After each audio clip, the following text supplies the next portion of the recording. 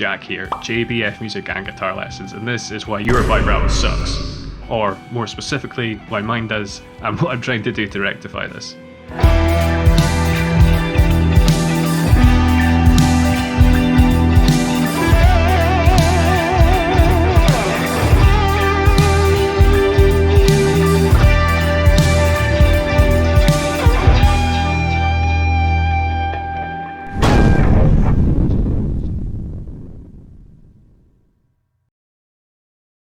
In this quick guitar tricks, we're looking at why vibrato can sound off or just not quite right, with a slight focus on the high E string. If you want me to go over the 5 different types of vibrato from the intro clip, using the associated players shown as references, just let me know in the comments. Having said that, I have covered 12 different types of vibrato before, which you can check out with the eye up there. Timestamps and chapters for each category of tip are below, and if you appreciate this system where you can cut to the chase if desired, then let me know with a comment and a like, and if you want more of this sort of content in your feed, do the old subscribe and notification thing as well.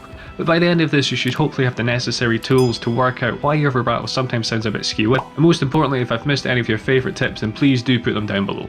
Obvious one first, tuning. Make sure you're in tune. On the plus side, vibrato can help hide a slightly out of tune note. Ensure your guitar is intonated correctly, that is in tune from the open string all the way up to the last fret. As a rule of thumb, if the higher notes are sharp, move the bridge saddles further away from the neck. Slacken off the holding pin and physically move them like on a floating bridge, or tighten them by turning the screw clockwise like on a fixed bridge. If the higher notes are flat, do the opposite, move the saddles closer to the neck, or slacken the bridge saddles by rotating the screws anti-clockwise. Slacken off the string in question so you don't chew up the grips of fittings. I can't stress this one enough, I did learn it the hard way myself. So to recap, if the notes are sharp, increase the amount of string between that last fret and the bridge by tightening the saddle. If the last note is flat, decrease the amount of string between the bridge and the last fret. Less string, higher pitch. You might be holding the string down with more force than is strictly necessary, which can knock the pitch off a bit. If you find yourself being a bit too heavy-handed like this from time to time, check out the little eye up there for some more tips on overcoming that. If you use a thinner gauge of strings or play with little tension, it's also possible to fret the notes a little bit sharp, just kind of unintentionally, just by applying too much pressure or slight inaccuracy from the left hand. If your vibrato sounds too haphazard, you probably want some consistency in terms of the target pitch, so listen out and see if it consistently goes sharp by the same degree. It might also be worth trying to vibrate the strings in time to the music. So for example, here's a slightly more erratic vibrato.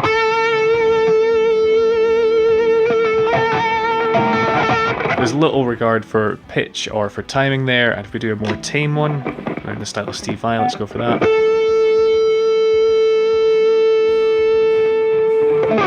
Now on the flip side, if your vibrato always sounds too tame or a bit lifeless and clinical, try altering the pitch and timing. Just make sure that it's done in a controlled and intentional way, rather than a bit of a wild sporadic mess.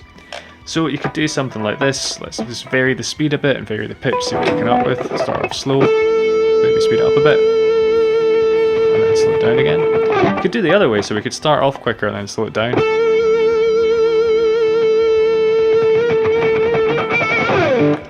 Quite often, if you add speed towards the end of a note on your vibrato, if the note's dying a bit in pitch, that extra kind of energy, I suppose, you're putting into the string can help sustain it a bit. If you got your amp cranked a bit more, that can really help out. As a side note, if you want a controlled but wacky sound, check out Phil X's alternate bending or vibrato. There's a breakdown of that with the iCard up there. I always mention this as much as I can because I think it's a really fun technique. The muscles in your hand are made for gripping and making a fist, so you'll have way more control pulling a string down towards the floor.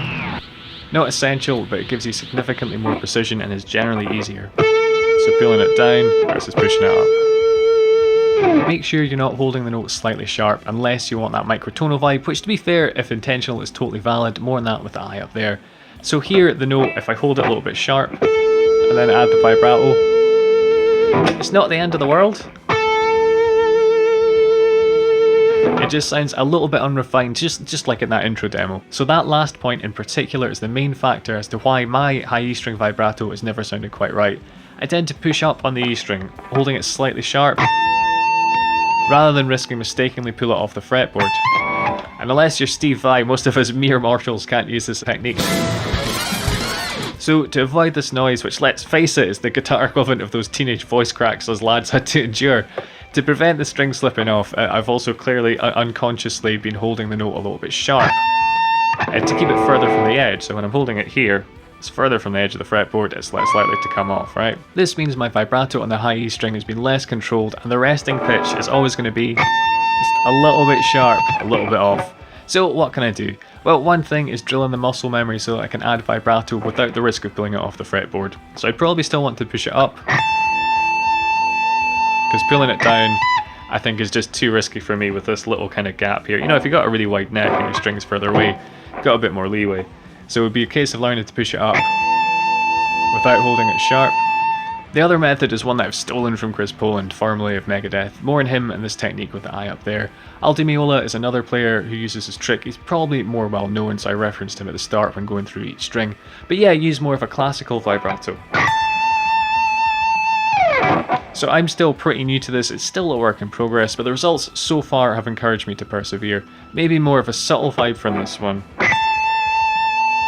than anything else, but the aforementioned players do seem to manage to get a pretty wide pitch variation from it.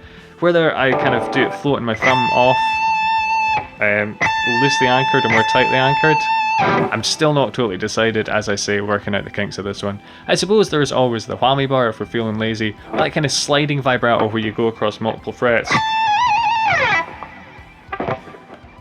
Okay, here's a short clip of a jam track in E minor if you want to try these ideas out. To start off with, I'd suggest using the chord tones. Then, you know, feel free to expand to different scales after that, but just to get a feel for how it sounds, you want to pick a note that's going to be pretty safe.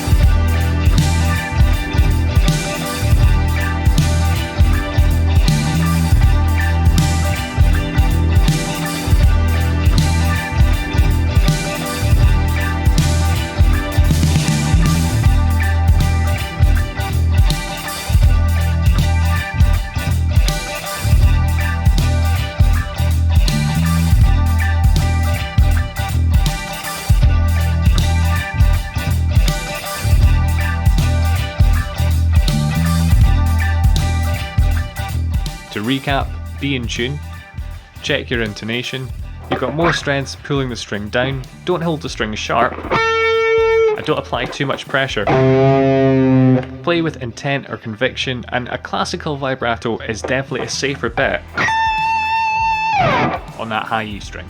If you got something from these tips, you might want to give this Greg House style fusion sliding vibrato a gander.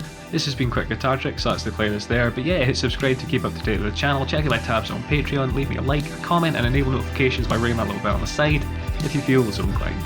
Cheers guys.